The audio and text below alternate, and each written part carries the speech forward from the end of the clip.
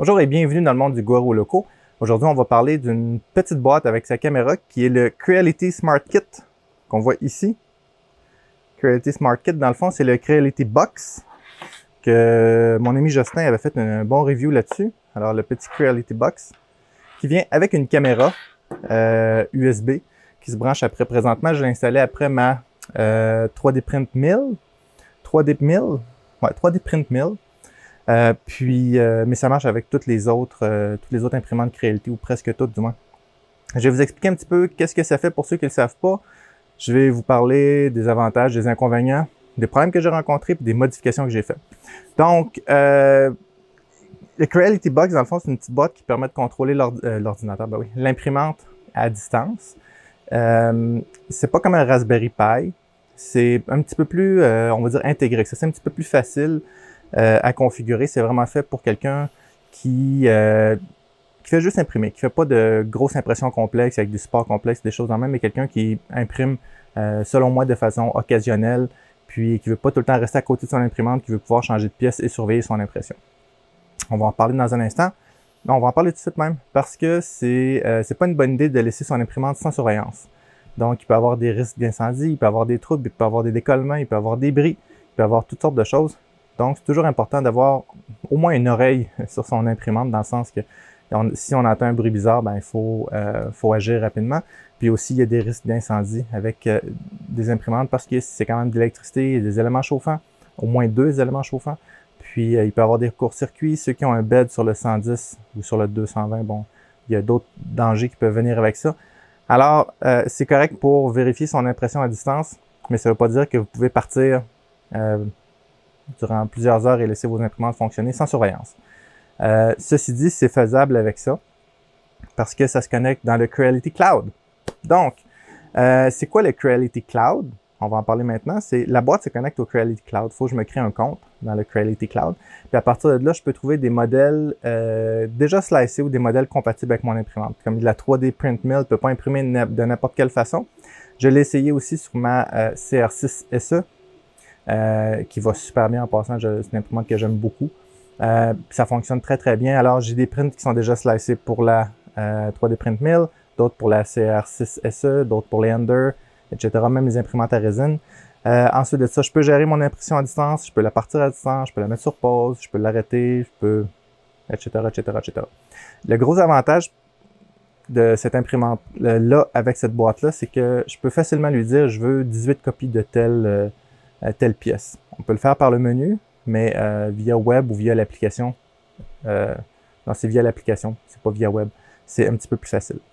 Ensuite de ça, je peux slicer directement dans le cloud. C'est-à-dire, je peux prendre un modèle, un STL, le mettre là-dedans, le dire j'ai une CR6 SE avec une buse de 0.4 et puis bam, slice-le-moi.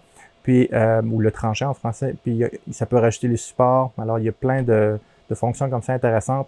Je peux ensuite choisir mon épaisseur de couche, la grosseur de la buse, etc. Donc, j'ai toutes les fonctions qu'on retrouve dans un slicer de base sur l'ordinateur. Ça ne fonctionne pas à l'ordinateur. Je dois faire ça de mon téléphone ou de ma tablette Android ou Apple. Donc, un i quelque chose ou un Android quelque chose. Je peux aussi, moi c'est ce que je fais personnellement, là, j'envoie directement mes G-codes dans le Creality Cloud puis je pars à partir de là. Pourquoi? Parce que j'utilise Idea Maker. Pour celle-ci, je trouve que c'est le meilleur profil. Puis aussi, j'ai une buse de 0.6. Puis de ce que j'ai pu voir, le slicer avec une buse de 0.6 ne travaille pas aussi bien qu'Idea Maker. Donc, je le slice dans Idea Maker, je le mets sur mon téléphone, puis ensuite, je l'envoie dans le Creality Cloud. Comme ça me permet de garder mes prints là aussi, puis les partir plus facilement. Ça serait peut-être plus simple de le mettre simplement sur la carte SD puis le mettre dedans. Peut-être, mais j'aurais pas la fonction de la caméra à distance et du contrôle à distance. Ensuite de ça, je peux facilement faire de la lithographie ou lithophanie? Lithophanie, je pense. Et non lithophagie, ça veut dire qu'on en mange. Je pense que c'est lithophanie. C'est-à-dire, vous savez, ce genre de... On prend une photo. Là, je pense pas que vous allez arriver à le voir, là. Puis, ça ressemble à ça une fois imprimé. Mais lorsque je le mets à la lumière, on voit la photo, là. Je vais essayer de vous prendre une photo. Puis la faire apparaître à l'écran. Donc, c'est ça ici. On peut facilement faire ça avec le Creality Cloud. On va en reparler aussi. Puis bon, je peux voir mon print en temps réel. Je trouve que c'est le gros avantage avec le SmartKit. Là, vous allez me dire, Dominique, je peux tout faire ça avec un Raspberry Pi. C'est vrai. Je dis pas que ça remplace le Raspberry Pi, je dis juste que c'est un petit peu plus facile. J'ai juste à le brancher, à scanner le QR code. Je vous explique rapidement comment ça fonctionne, là. C'est qu'en dessous, j'ai un code à barre. Donc, ce que je fais, c'est que je le scanne dans l'application. Puis là, ça me dit à quel réseau Wi-Fi tu veux te connecter. Je me connecte à mon réseau Wi-Fi ou mon réseau câblé ici. J'ai une prise pour un réseau câblé avec 2 ports USB puis un port d'alimentation. Ensuite de ça, il va le configurer. Maintenant, je le branche à mon imprimante. C'est vraiment simple. Là. Je le branche à mon imprimante puis je lui dis, bon, c'est une CR6 ou comme dans ce cas-ci, il l'a détecté automatiquement. Il a détecté ma CR6 aussi.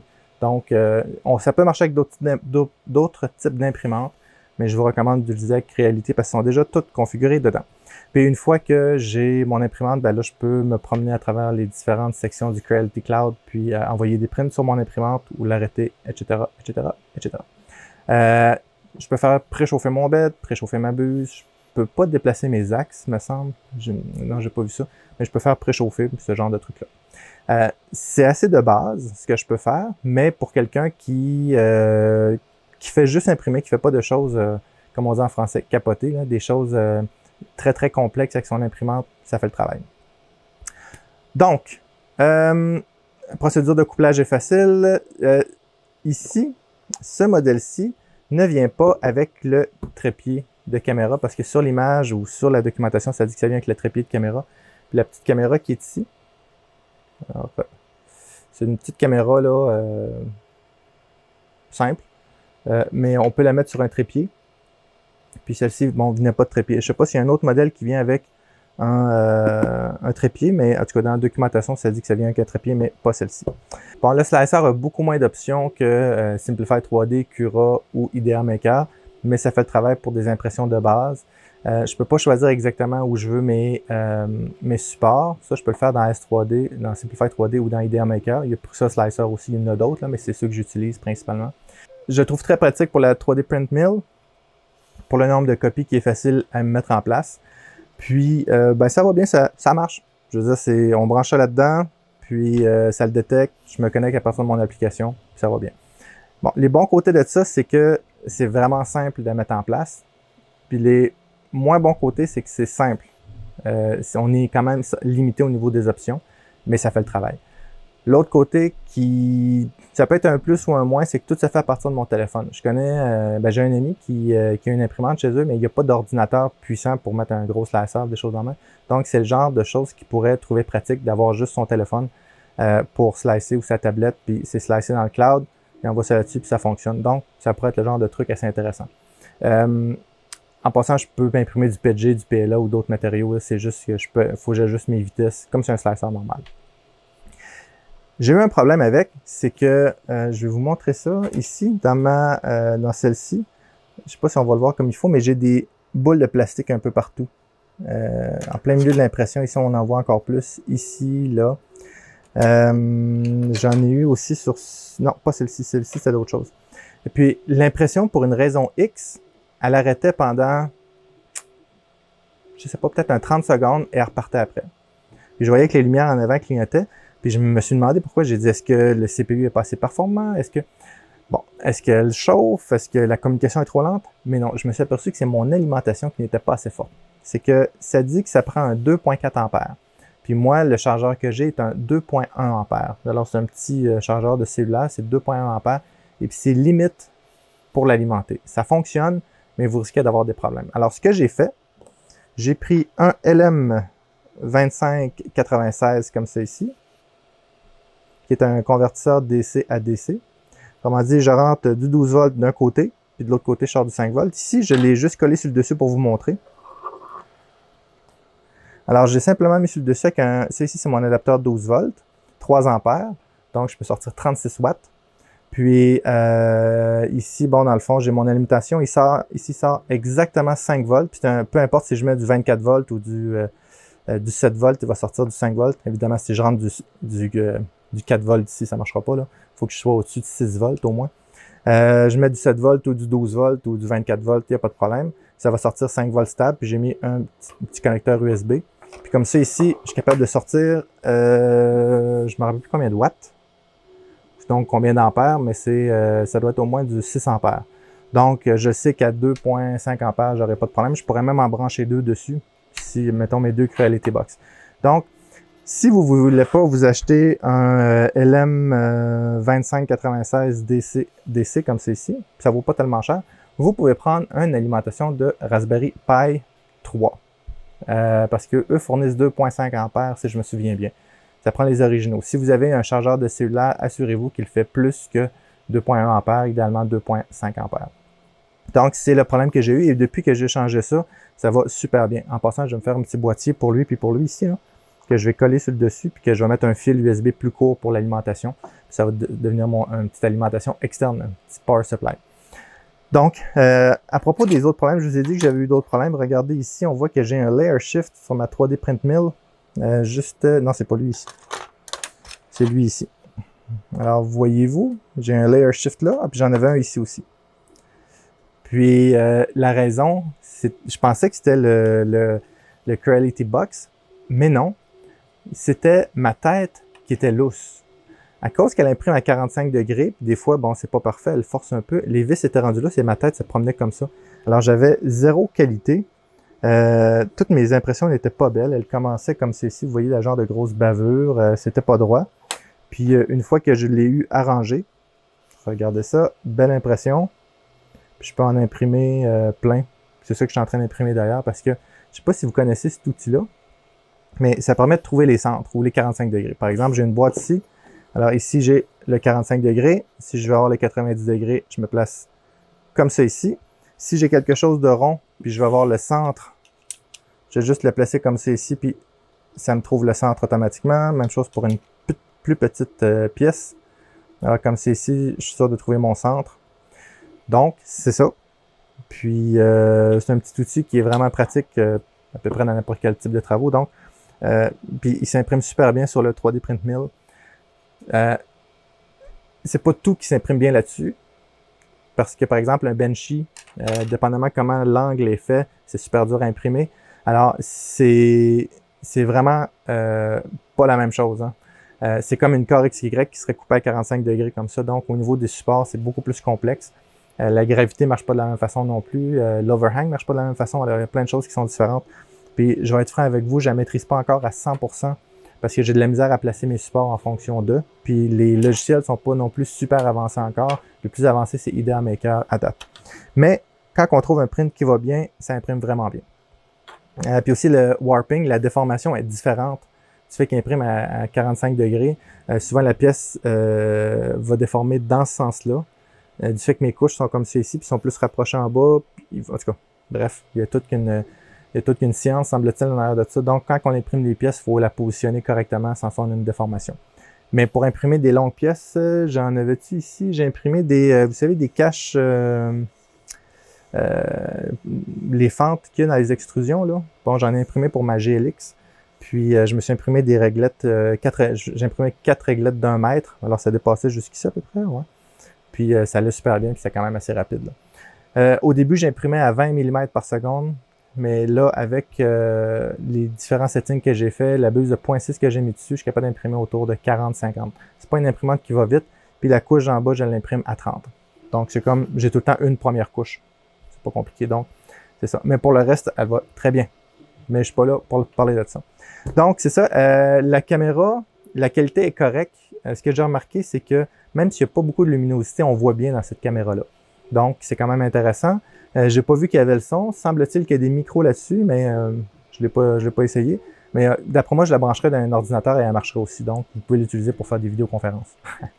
Mais pas à partir du Creality Box.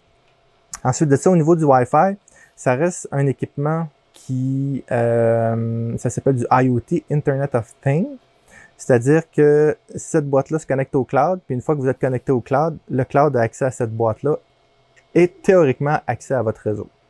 Donc, je vous recommande que pour le IoT, puis ça c'est vrai pour tout le IoT, là, de mettre ça dans un réseau sans fil séparé de votre réseau de maison, où il y a les ordinateurs et tout ça, que ça soit complètement séparé.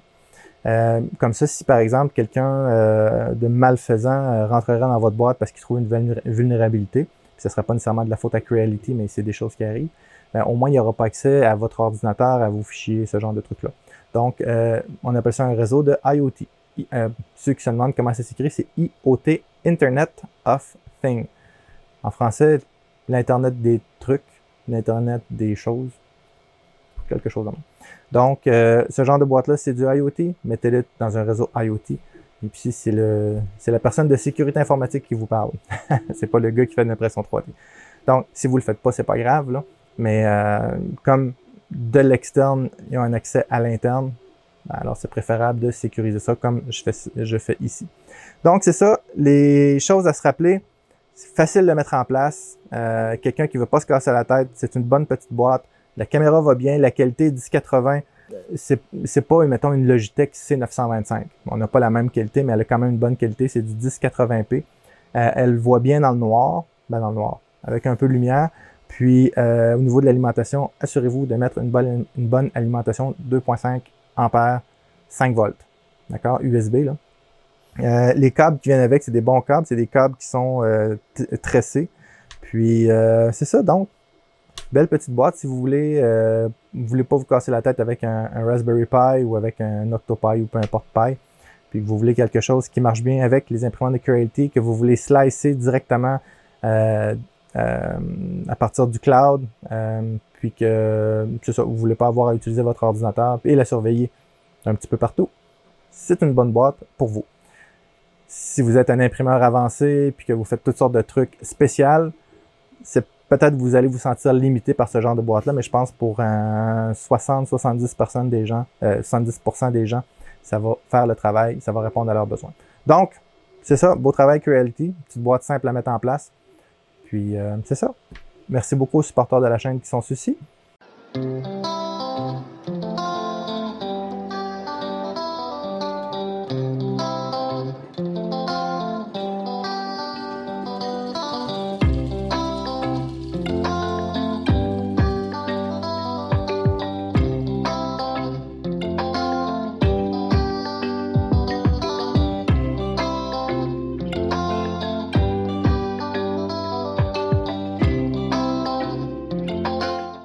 Si vous avez aimé la vidéo, s'il vous plaît, mettez un like. Si vous n'êtes pas abonné, abonnez-vous. Merci beaucoup et à bientôt.